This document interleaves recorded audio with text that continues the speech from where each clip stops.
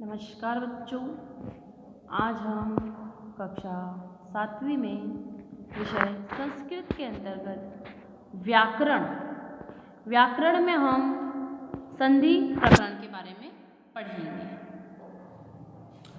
संधि प्रकरण में हम पढ़ेंगे संधि का अर्थ। संधि का अर्थ पढ़ने के बारे में हम पढ़ेंगे। संधि का अर्थ हम पढ़ेंगे कि जब एक से अधिक स्वर या व्यंजन वर्ण अत्यधिक निकट होने के कारण मिलकर एक रूप धारण करते हैं तो उसे संधि कहते हैं। किसे कहते हैं कि जब एक या उससे अधिक स्वर या व्यंजन आपस में अत्यधिक निकट होने के कारण जब मिलते हैं तो उसे हम संधि कहते हैं। जैसे हिम प्लस आलय, तो क्या शब्द बनता है हमारा? हिमालय। उसी प्रकार से संधि विच्छेद को देखेंगे हम कि संधि युक्त पद में दो या दो से अधिक शब्दों को अलग करके रखना संधि विच्छेद कहलाता है। क्या है कि संधि युक्त पद है, दो या दो से अधिक शब्द अगर हैं तो उनको अलग अलग रखना ही संधि विच्छेद कहलाता है। जैसे हिमालय हमारा शब्द है तो हिम प्लस आलय, इन दोनों को हमने अलग कर दिया कि हिम को अलग किया और प्लस करके आलय। जोड़ना तो है लेकिन इन दोनों को अलग अलग रख के फिर जोड़ना है, तो ये हमारा संधि विच्छेद कहलाता है। संधि के मुख्यतः तीन भेद हैं: स्वर या अच संधि, व्यंजन या हल संधि और तीसरा है विसर्ग संधि। ये तीनों भेद इसके हो गए हैं। अब पहला है हमारा स्वर या अच संधि। संस्कृत में स्वर को अच संधि भी कहा जाता है।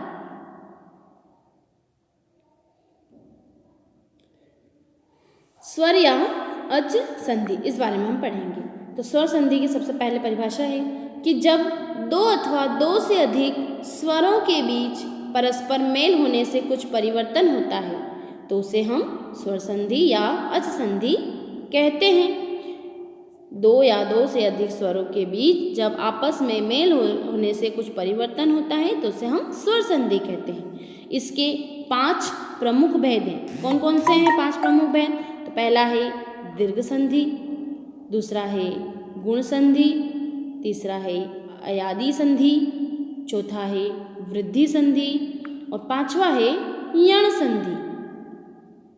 पांचवा क्या है हमारा? यण संधि। अब हम सबसे पहले दीर्घ संधि और इसके गुणों के बारे में जानेंगे, उदाहरण के माध्यम से हम देखेंगे। तो पहला हमारा दीर्घ संधि। इसका सूत्र है अकः सावर्णे दीर्घः, कि यदि ह्रस्व या दीर्घ जैसे कि अ, ई, उ, री के बाद ह्रस्व या दीर्घ अ, ई, उ, री आए तो दोनों के स्थान में उसी वर्ण का दीर्घ रूप हो जाता है। दीर्घ संधि में बड़ा रूप हो जाता है उसी वर्ण का। जैसे हम उदाहरण के माध्यम से देखेंगे इसे।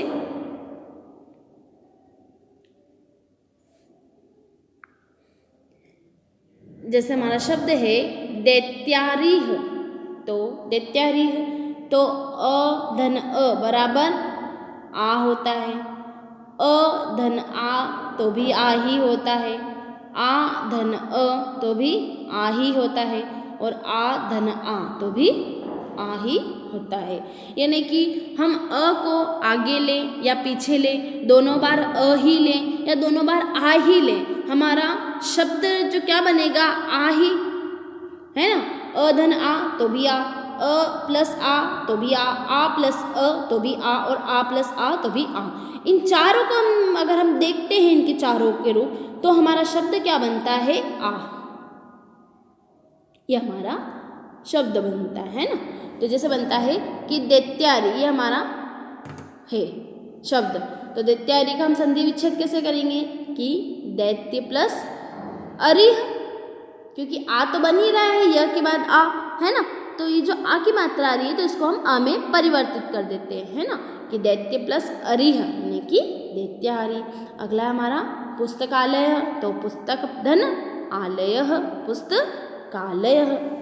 विद्यार्थी तो विद्या प्लस अर्थी, विद्यार्थी। विद्यालयः तो विद्याधन आलयः। अभीष्ट, अब हमने ये अ से संबंधित देखा था, अब हम ई से संबंधित देखेंगे। ई से संबंधित कौन सा वर्ण है? जैसे हमने अ और आ को देखा था उसी प्रकार से अब हम ई को देखते हैं। तो छोटी और छोटी ई मिलाकर बड़ी ई बनता है। छोटी ई और बड़ी ई को भी मिला दो तो भी बड़ी ई मिलेगा। बड़ी ई और छोटी ई को मिला दो तो भी बड़ी ई मिलेगा, और दोनों बड़ी ई को मिला दो तो भी छोटी ई बनेगा। उदाहरण में देखेंगे अभिष्ट, तो अभि प्लस इष्ट, छोटी ई लगा दी हमने, है ना, तो अभि प्लस इष्ट, तो हमारा शब्द क्या बना? अभिष्ट। गिरीशः, तो गिरी प्लस ईशः गिरीशः। महिंदुः, तो मही प्लस इंदु, तो हमारा शब्द बनता है महिंदु। और महिषः, तो मही प्लस ईशः महिषः। उसी प्रकार से अब हम ऊ को भी देखेंगे कि ऊ से किस प्रकार से शब्द बनते हैं, है ना। तो छोटा ऊ प्लस छोटा ऊ बड़ा ऊ बनता है। छोटा ऊ प्लस बड़ा ऊ तो भी बड़ा ऊ ही बनेगा। बड़ा ऊ प्लस छोटा ऊ तो भी बड़ा ऊ ही बनेगा, और दोनों बड़े ऊ को मिला दो तो भी बड़ा ऊ ही बनेगा। भानुदयः, हमारा शब्द है भानुदय। तो अब भानुदय का हम संधि विच्छेद किस प्रकार से करेंगे? तो भानु, इसमें बड़ा ऊ है तो हमने छोटा ऊ लगा दिया कि भानु प्लस उदयः, तो क्या बन गया हमारा शब्द? भानुदयः।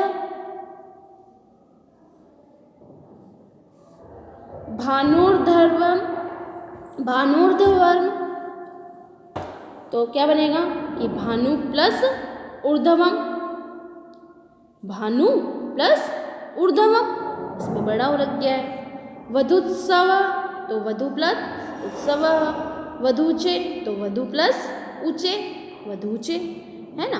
और उसी प्रकार से हमारा लास्ट शब्द बनता है री, और री को मिलाकर हमारा री बनता है, जैसे कि पितृऋणम। अब पितृऋणम को हम कैसे करेंगे इसका संधि विच्छेद? तो पितृ प्लस ऋणम, तो हमारा शब्द बनेगा पितृऋण। इस प्रकार से हमारी दीर्घ संधि पूर्ण है। अब हम अगली संधि हमारी गुण संधि, उसके बारे में पढ़ेंगे।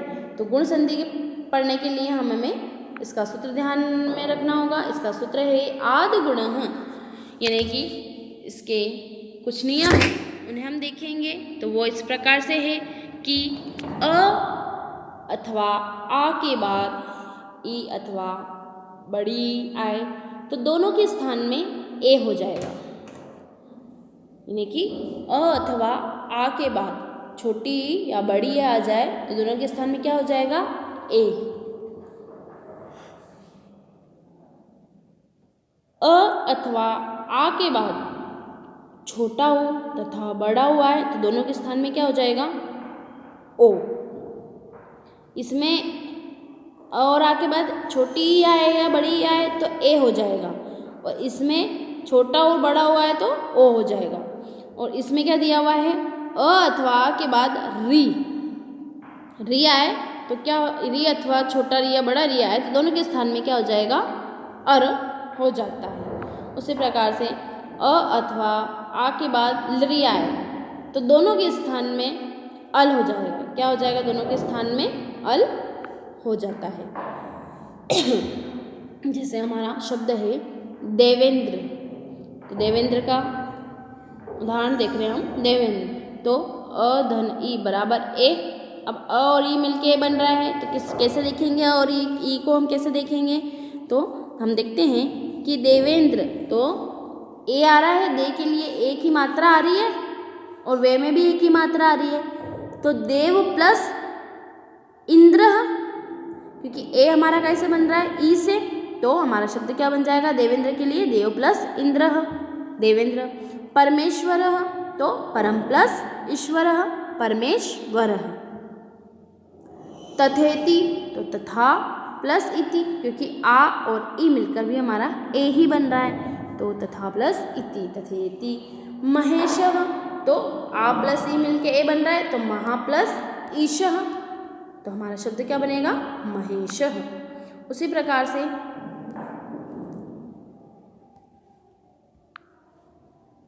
चंद्रोदय, तो चंद्र प्लस उदय, क्योंकि अ और उ मिलकर ओ शब्द हमारा बन रहा है। कैसे बन रहा है कि अ और उ मिला तो ओ, चाहे छोटा ऊ हो या छोटा बड़ा ऊ हो, और अ हो या आ हो, कुछ भी हो, उसमें हमारा क्या बनेगा, ओ शब्द ही बनेगा। तो जैसे अ के लिए छोटा ऊ आ रहा है तो चंद्रधन उदयः, चंद्रोदय। जलोर्मी तो जलः धन उर्मी। अ प्लस बड़ा ऊ तो ओ बन रहा है तो जलः प्लस उर्मी, जलोर्मी। महोत्सवः तो महा प्लस उत्सवः कि आधन उ तो ओ बन रहा है तो महा के लिए ह में आ जुड़ गया, यहाँ पे आ से आ बन गया, और महो और उ आ रहा है हमारा, इस क्योंकि उ हमारा इसमें लग रहा है तभी हमारा ओ शब्द आ रहा है, तो जो ह में ओ की मात्रा आ रही है ये उ में परिवर्तित हो जाएगी, तो महा प्लस उत्सव है ना। उसी प्रकार से हमारा अगला बनता है महोर्जितम।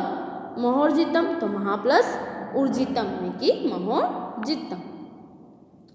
उसी प्रकार से हमारा अगला शब्द बनता है री।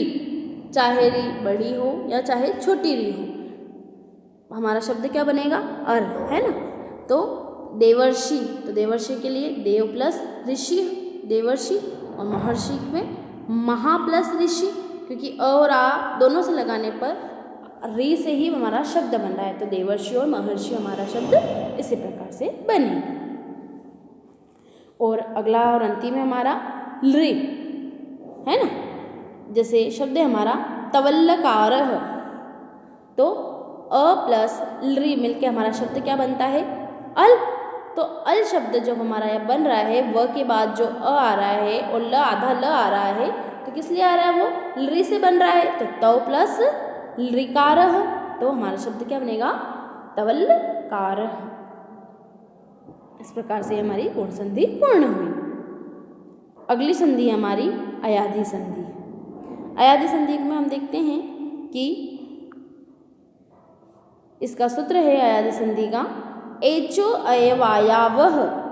एचो अय वायावह, एच अर्थात ए, ओ, ऐ, औ के बाद यदि कोई स्वर आए तो क्रमशः ए का क्या हो जाएगा, अय, ओ का अव, और ए का आय तथा ओ का आव हो जाता है ना। इस ए का क्या हो जाएगा, अय, ओ का अव, ए का आय और औ का आव हो जाएगा। जैसे हम उदाहरण के तौर पे देखते हैं,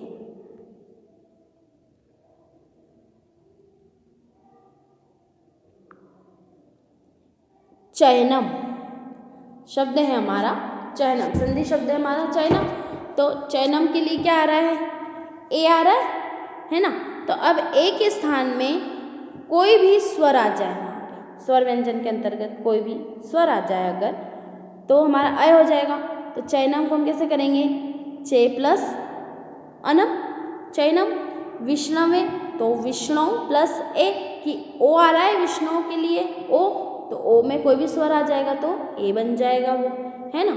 और ए में अगर कोई भी स्वर आया तो ए का क्या हो जाएगा, आय, तो नायकः तो नय प्लस अकः, नायकः। पावक में औ आ रहा है तो औ के लिए स्वर आने पर क्या होगा, आव, तो पावकः। ये आय जो था वो नायक के लिए था, और आव यानी पावक, आव शब्द आ रहा है प के बाद आ की मात्रा आ रही है और वह आ रहा है तो पावक, है ना।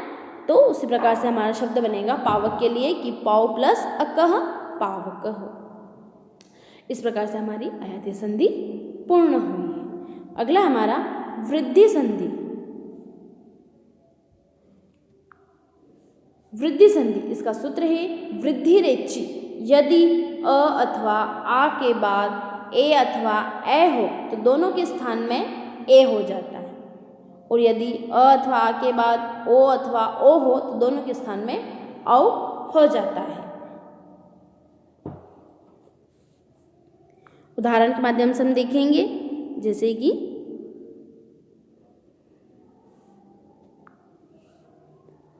अ और ए के स्थान में क्या आ गया, अ के स्थान पे क्या आ गया, ए आ गया, तो क्या शब्द बनेगा, ऐ। ये एडी वाला है, ए से एडी और ऐ से ऐनक। तो अ के स्थान पर अगर ए आ जाता है तो हमारा शब्द बन जाता है ऐ। जैसे कि मैव, ममेव, तो मम प्लस एव ममेव। उसी प्रकार से आ के स्थान पर ए आ जाए तो ए बन जाता है। तथैव, तो तथा प्लस एव। परमेश्वर्यम, अब परमेश्वर्यम तो अ प्लस ए से हमारा बनेगा परम प्लस ऐश्वर्यम। और सदैक्यम तो सदा प्लस ऐक्यम। तंडुलोदनः तो तंडुलः प्लस ओदनः। उसी प्रकार से हमारा अगला शब्द बनेगा गंगोद्घ, गंगोघ तो गंगा प्लस औघ गंगोघ, है ना, क्योंकि आ और ओ मिलकर बन रहा है हमारा औ, और अ और औ मिलकर हमारा शब्द बनता है ओ, तो परमोदार्यम तो परम प्लस औदार्यम। उसी प्रकार से हमारा अंतिम है कि आ और ओ मिलकर हमारा शब्द बनता है महा, तो महा महोषधम, यानी कि ये हमारा सा शब्द बनता है। हमने सारी संधियों के बारे में पढ़ा। अब हम यण संधि के बारे में पढ़ते हैं। यण संधि के बारे में हम पढ़ेंगे। इको यण चीज का सूत्र है। ई अथवा ई के बाद असमान स्वर आने पर ई तथा बड़ी ई का य हो जाता है। छोटे ऊ तथा बड़े ऊ के बाद असमान स्वर आने पर ऊ, छोटा ऊ और बड़े ऊ के स्थान में व हो जाता है। और री के बाद असमान स्वर आने पर री का र हो जाता है ना। और री के बाद असमान स्वर आने पर र का ल हो जाता है। इसे हम उदाहरण के माध्यम से देखेंगे, जैसे कि ई असमान स्वर है इसका, तो य, तो यद्यपि का लिए क्या हो जाएगा, यदि प्लस अपि। नद्यत्र तो नदी प्लस अत्र। और स्वागतम का सु प्लस आगतम। वध्वागम तो वधु प्लस आगमनम। और पित्राज्ञा तो पितृ प्लस आज्ञा। इस प्रकार से री का हो जाएगा हमारा आकृति, तो लाकृति हमारा शब्द बनेगा कि ल प्लस आकृति। इस प्रकार से हमने आज स्वर संधि पढ़ी और स्वर संधि के भेद के बारे में हमने पढ़ा। स्वर संधि पढ़ने के बाद अब हम इसके भेदों के पढ़ने के बाद अब हम कल व्यंजन संधि के बारे में पढ़ेंगे। धन्यवाद।